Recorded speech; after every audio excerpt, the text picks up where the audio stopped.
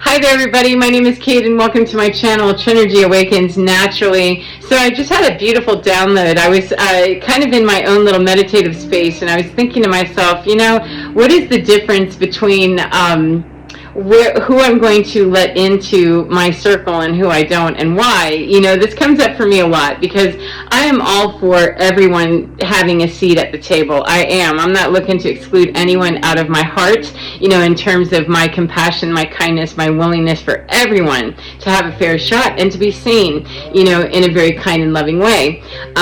What I have a problem with, though, is that not everybody can sit at the table I'm sitting at because we don't all share the same table manners, and we don't all share the food the same, and we don't all share the same ethic about how we all, deserve to be at the table. And I just don't want to argue over my dinner every day, you know what I'm saying? So I was kind of thinking about that, and I had a memory that came back from, gosh, I don't know, it's been at least 30 years probably since I last thought it, and it was when I was 19, I think, whenever it actually happened, and we're way beyond that now, that I was attending a lecture series with a gentleman by the name of Ed Rabel at Unity Village, which is the headquarters for the Unity Church, a non-denominational church, a New Age, New Thought church.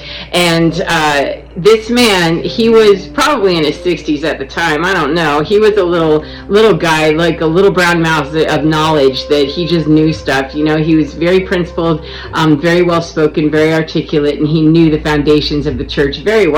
I didn't, I kind of understood. However, I certainly understand more now, but I was so interested in it to have the opportunity to be there and to see a lecture series of his. It was 2 or 3 classes, and I was just fascinated with it. The positive affirmations, the mind stuff is really what was getting me interested, was using the mind very differently and seeing the archetypal figures. And I don't honestly even remember what the class was that he taught specifically. I just remember sitting in rapture and going, this man is speaking in a way that I've never really heard anybody say, or speak like this. What's the difference between him and other, religious scholars or spiritual mentors or whomever? What's the difference between him and these other people? And now I know the difference is that the man was, I would call him anointed. He knew himself very well. He knew his work very well, and he knew how to convey it very well, and he was very kind and all-embracing. However, he didn't have a problem with understanding where the line is on not everybody sits at my table. So, but he wasn't unkind. I mean, this is really, it was great, but at the time, I didn't understand just how impactful that was going to be. Now, 40-something years later, 40 years later, somewhere close to that, that at the end of this series, people were not being groupies exactly. I was the only one that was being a groupie with him, but they were coming up to him after the series was over and saying thank you very much, etc. Well, I wanted to say thank you, of course. However, I also wanted to, pick his brain some more and ask him for very detailed questions about stuff that were really fundamental. Go read the books, is really what he advised. However, I was looking to just be in his presence more and to, really feel that quiet assurance. The man walked into the room and it was like, wow, the room just took on a big hug or something, and, reassurance, Dad's here, but not in a creepy way, reminding me a lot of Eckhart Tolle, that he just had a very quiet and strong presence about him that was knowing who he was, what he was, etc., and very kind about it, even when he said, no, thank you, I don't want to go anywhere and have coffee with you. But that's what happened, is that after this series was over, I was just so taken with him, and I really wanted to ask him some of those foundational questions, because I was, all the way lost in what he was actually saying fundamentally. However, I was just enraptured with how it felt to be in his presence. And so I asked him, may I take you for a cup of coffee sometime? Do you have time to do that? And he was so kind. His eyes crinkled and they were so soft, and it was like, the weirdest experience in a way, and yet it didn't feel like I was being chastised. It felt like my grandfather saying, oh, you want to have a grandfather discussion with me, sweet little one. However, you're not ready for grandfather. You need to go and have, discussion with your kid friends in school, before you ask me for this advanced lesson. And I don't really do this. I appreciate so much that you, have enjoyed the class and that you're getting a lot out of it. May I recommend that you visit the materials here. There's a resource list. And, so he was basically just kindly saying to me that, I understand what you're feeling, and absolutely, I love that, and I want to promote that. However, it won't be at my table, sweet one. You've got to go and dine at the little kid table where it's more appropriate for you to be, because the grown-up conversation isn't going to be the same, as over there. And my grown-up time with the kids just happened. We just wrapped up the series, and so I'm going to go into my grown-up stuff.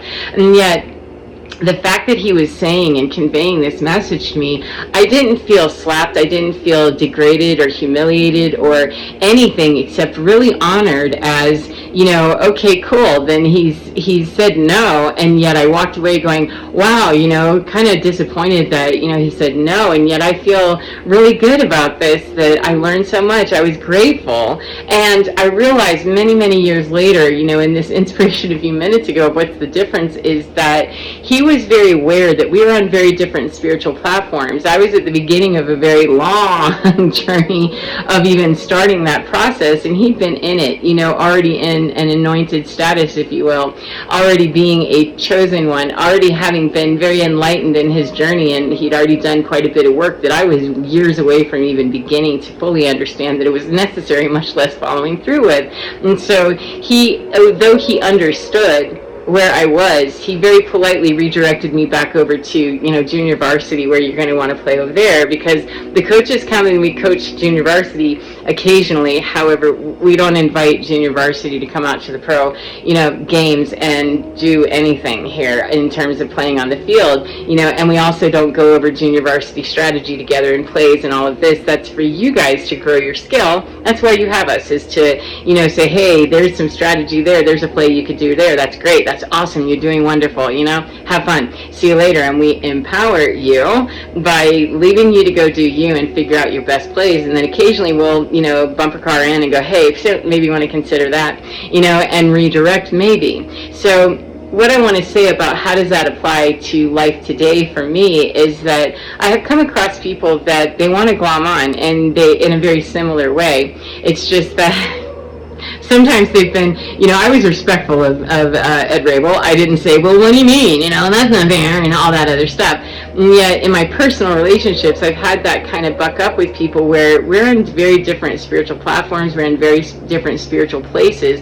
Not better or worse, it's just this is really highly important to me. I like talking and being and living at a level that, you're not doing that. And clearly, Ed Rabel was able to see that I was not operating, at the spiritual level that he was. He did not disrespect me in that. However, he also, by honoring that, he also honored the fact that I'm not there with you, and I don't really slow down to have coffee with you, but thank you. I appreciate very much, that you would like to do that, and that you would be willing to be generous with me like that. I appreciate that. Thank you. And the difference with the people in my life, is that when they don't take that same, thing, it's not that I'm trying to be snobby, snotty, or exclusionary. It's to say that this is vitally important to me. This, my spiritual walk, what I do, is the most important thing in my world. It's what I wrap everything I do around, because it's a way of life. It's not just, a meditation for an hour a day.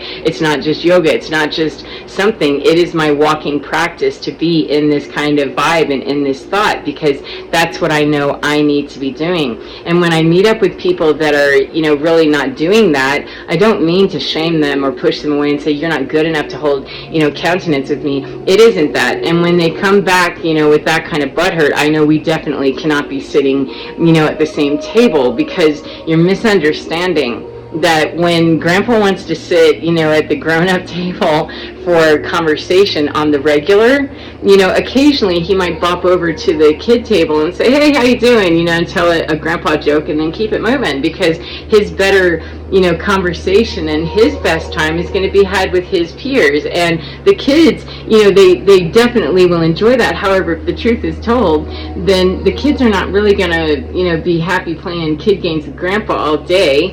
They'd really be happy to have Grandpa for a while and then play with their peers and be okay with that. However, grown-ups, literal physical grown-ups, whenever we get in these conversations and we don't understand the difference between, people on their spiritual path that have been there for a minute, we've done a lot of work.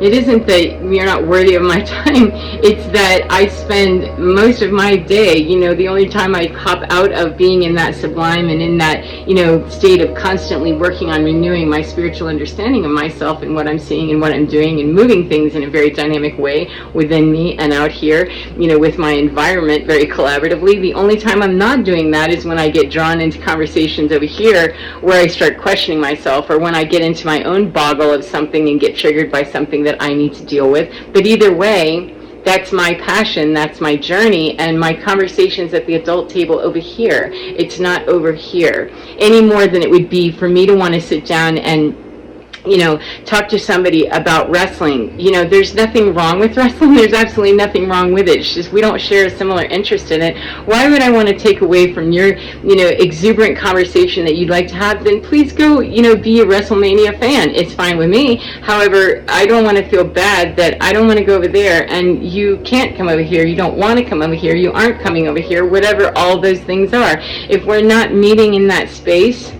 I don't have a problem with, being able to say we really aren't meeting here and it doesn't meet my need. And as long as it's not meeting my need, then it's not going to meet either one of our needs. And one of us just needs to be mature enough to understand that it won't meet either of our needs. If Grandpa sat at the table and tried to be a kid, he probably wouldn't be meeting his need, if he's truly a grown-up adult.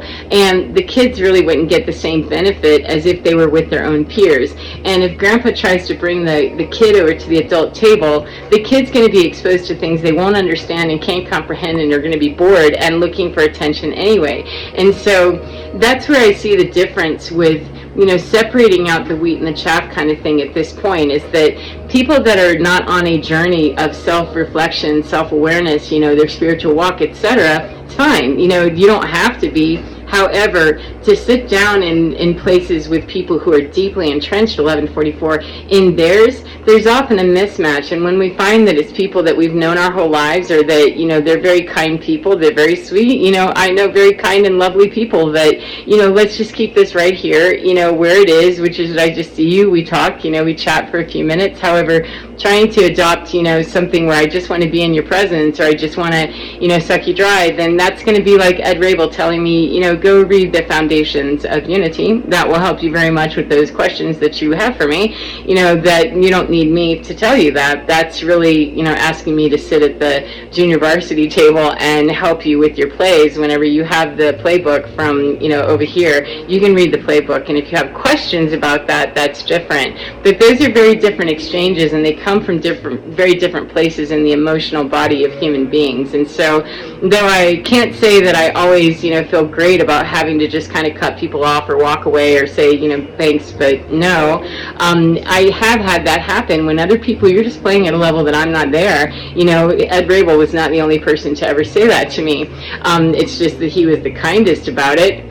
But it was true for everybody else that walked away and said, yeah, you're kind of a mess over here, and I can't get involved in the mess because that's not really where I put my attention, but, good luck to you. So anyway, I hope that's helpful to you in some way, and I hope that you enjoy your day no matter what part of the day you're in, and remember to get within your skin because you're divine. It's absolutely fine at all the places that you're sitting at the kiddie table and at the adult table, all of them. It's absolutely fine, and it can help you to introduce yourself to all those places if you care to, and bring everybody to one big giant table, absolutely. But until then, it's okay to notice when we are, needing to be over here and separate from people, or needing to be over here to separate from people, and to do it with kindness and very clear communication that doesn't degrade or disrespect the other person. However, it's very clear that we're not playing in the same place, but thank you so much. I appreciate you.